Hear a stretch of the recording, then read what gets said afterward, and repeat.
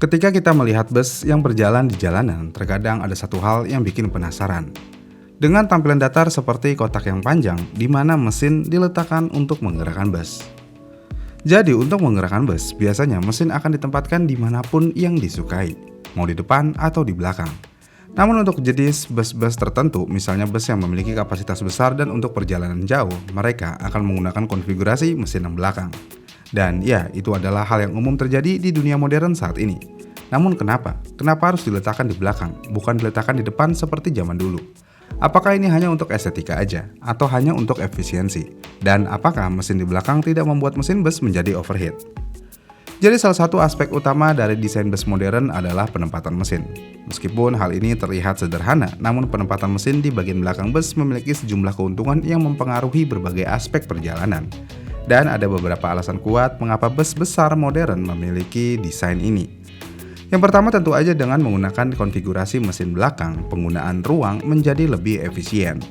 Jika sudah efisien berarti lebih banyak penumpang, dan jika lebih banyak penumpang tentu aja akan lebih banyak pendapatan. Jadinya iya, salah satu alasan utama mengapa mesin bus diletakkan di bagian belakang adalah penggunaan ruang yang lebih efisien. Bayangkan setiap inci di dalam bus dapat dimanfaatkan untuk menambah kursi penumpang. Dan ini sangat penting pada rute jarak jauh di mana kapasitas penumpang yang besar sangat dibutuhkan. Dengan mesin di belakang, bis dapat memaksimalkan ruang kabin untuk menempatkan lebih banyak kursi, yang pada gilirannya dapat meningkatkan pendapatan bagi perusahaan angkutan.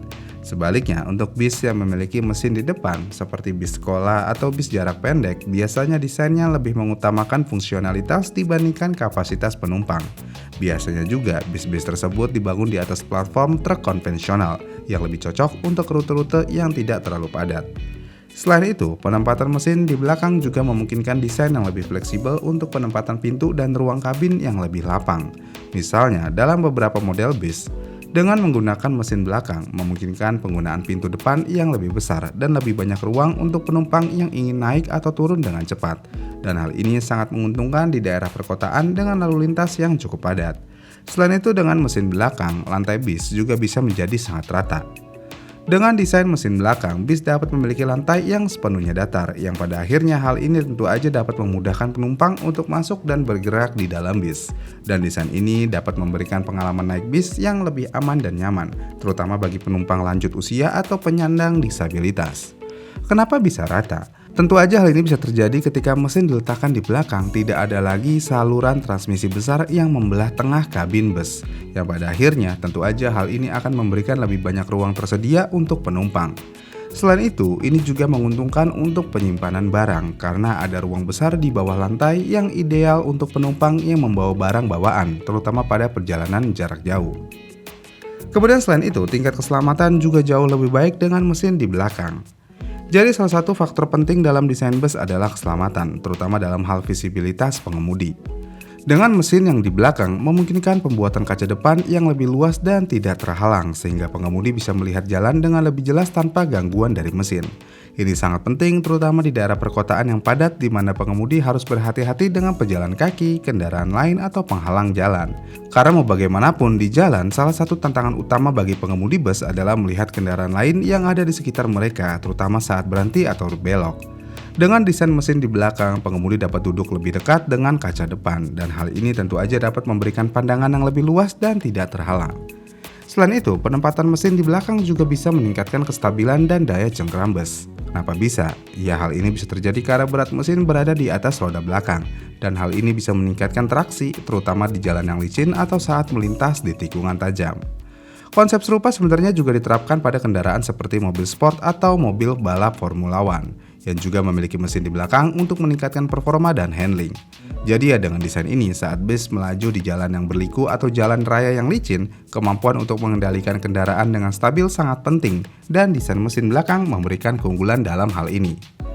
Dengan distribusi berat yang lebih merata, berarti bis dengan mesin di belakang lebih mudah untuk dikendalikan dan lebih tahan terhadap kondisi jalan yang kurang ideal. Kemudian alasan terakhir tentu aja perjalanan menjadi lebih tenang dan nyaman karena desain mesin belakang dapat mengurangi kebisingan dan getaran.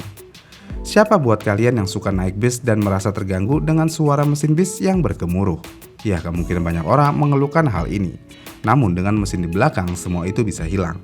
Karena salah satu keuntungan besar dari desain mesin belakang adalah bis akan memiliki kondisi yang lebih tenang dan nyaman. Kenapa hal ini bisa terjadi? Ya karena dengan mesin yang terpisah dari kabin penumpang, kebisingan dan getaran yang bisa terjadi pada bis dengan mesin dapat diminimalkan. Bahkan bis-bis modern dengan mesin di belakang sudah dilengkapi dengan material peredam suara khusus yang bisa mengurangi kebisingan, menciptakan pengalaman berkendara yang lebih halus dan menyenangkan. Di sisi lain, pengemudi bus juga bisa merasakan manfaat dari desain ini, yang mana mesin yang jauh dari kabin pengemudi, supir tidak akan merasakan hawa panas di dekatnya jika berkendara sudah terlalu lama. Jika bis bermesin depan, banyak pengemudi bus yang mengeluhkan kalau mereka mengalami hawa panas di bawah kakinya jika sudah berjalan lama. Jadinya, ya, penggunaan mesin belakang tentu aja adalah cara yang lebih baik dari penggunaan mesin depan. Namun selain alasan utama yang sudah dijelaskan, ada beberapa fitur tambahan yang membuat bis dengan mesin di belakang sangat ideal untuk kebutuhan transportasi modern. Yang pertama, sistem pendinginan yang lebih dan efisiensi bahan bakar. Kenapa bisa? Ya ini bisa terjadi karena mesin berada di belakang, yang berarti bis tidak perlu mengambil udara dari bagian depan lagi, sehingga sistem pendinginan dapat ditempatkan dengan lebih efisien. Dan dengan pengaturan aliran udara yang tepat, membuat bis dengan mesin belakang dapat beroperasi dengan lebih baik, bahkan dalam perjalanan panjang atau di cuaca panas ekstrim. Selain itu, mesin di belakang cenderung lebih efisien dalam hal konsumsi bahan bakar, yang tentu aja hal ini akan memberikan keuntungan finansial bagi perusahaan angkutan dan juga berdampak positif pada lingkungan. Di sisi lain, dalam desain tradisional, mesin di bagian depan harus mengambil udara dari depan untuk mendinginkan komponen mesin, dan hal ini bisa menambah beban dan mengurangi efisien. Sebaliknya, bis dengan mesin di belakang dapat menggunakan aliran udara dengan cara yang lebih terkontrol, mengurangi konsumsi bahan bakar dan meningkatkan efisiensi operasional. Jadi ya, dengan desain mesin belakang lebih efisien dari segi hal apapun. Terlebih lagi dengan sistem pendinginan yang lebih optimal, bis tidak akan mengalami overheat.